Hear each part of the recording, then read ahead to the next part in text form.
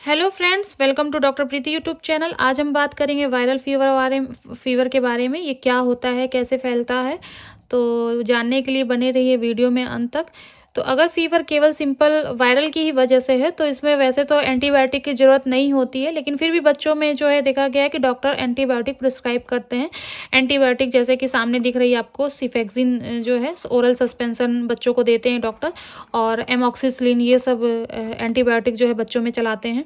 और साथ ही साथ वायरल फीवर के कुछ सिम्टम्स होते हैं, जैसे कि वोमिटिंग हो रहा है, डायरिया हो रहा है, शरीर टूट रहा है, कपकपी, सर्दी खांसी जुकाम, लो ग्रेड फीवर हो या हाई ग्रेड फीवर हो, कुछ भी सिम्टम्स हो सकते हैं। तो इन सब सिम्टम्स से डरे नहीं। और वोमिटिंग के लिए जो है डॉक्टर ऑन्डेंस्ट्रॉन जो है वो प्रिस्क्राइब करते हैं, और फीवर के लिए पैरासीटामोल। और साथ ही साथ वायरल फीवर में फीवर आता है, हीट, शरीर की बॉडी की हीट बढ़ जाती है, जिसकी वजह से डिहाइड्रेशन हो जाता है, जो कि उसको हाइड्रेटेड रखने के लिए बॉडी को ये ओआरएस डॉक्टर प्रिस्क्राइब करते हैं। तो ये सब चीज़ें हैं जो आपको ध्यान रखनी है। और ये जो मैं दिखा रही हूँ आपको मेडिसिन, ये सिर्फ एक आपकी जानकारी के लिए है, जो कि आपको डॉक्टर प्रिस्क्राइब करते हैं। बिना कंसल्टेशन के कभी भी ऐसे खुद सेल्फ मेडिकेशन कभी ना करें। वायरल में मेन सिम्टम्स जो होता है वो फीवर ही होता है, जिसके लिए आप पैरासीटामोल पीसीएम दे सकते हैं फीवर में।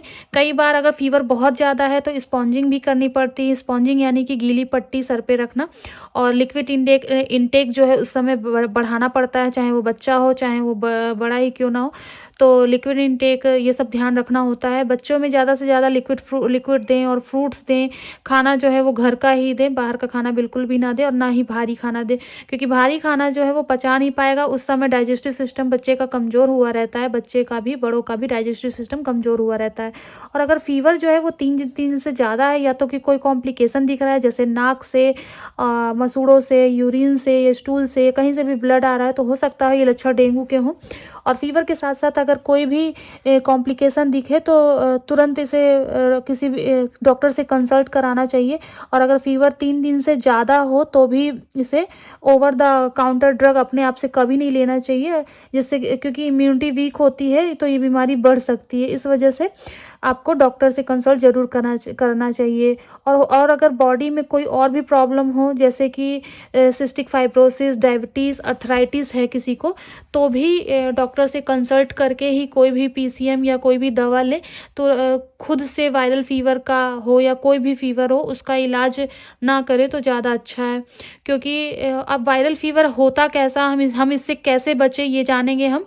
तो वायरल फीवर जो है वो ड्रॉपलेट इन्फेक्शन है, यानी कि छींकने से, या फिर जैसे किसी को वायरल फीवर है तो उसी के द्वारा, उसी के जो एयरवे की ड्रॉपलेट हैं या छींकने वीकने से जो उसकी ड्रॉपलेट्स इधर उधर गिर जाती हैं, उसी के टच में आने से ही ये वायरल इन्फेक्शन जो है वो धीरे धीरे फैलता है। तो हो सके तो ये सब ध्यान रखें कि कहीं भी आप इस समय साफ सफाई का ख्याल रखना बहुत ही ज़्यादा ज़रूरी है।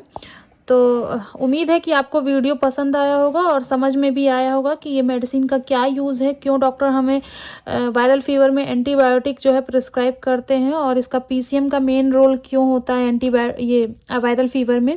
और ओआरएस हमें ज़रूर से ज़रूर लेना चाहिए। एक भी बात और बताना चाहेंगे हम, कि जो ओआरएस है उसको गर्म पानी में फिर ओआरएस घोल करके और फिर ठंडा करके बच्चों को दें। और अगर कोई भी पानी बच्चों को बिल्कुल ऐसे ही ना दे, डायरेक्ट उसको गर्म करें, उबाले, फिर ठंडा करें, फिर बच्चे को दो, चाहे वो नॉर्मल पानी हो या ओआरएस का पानी हो। Okay, thank you.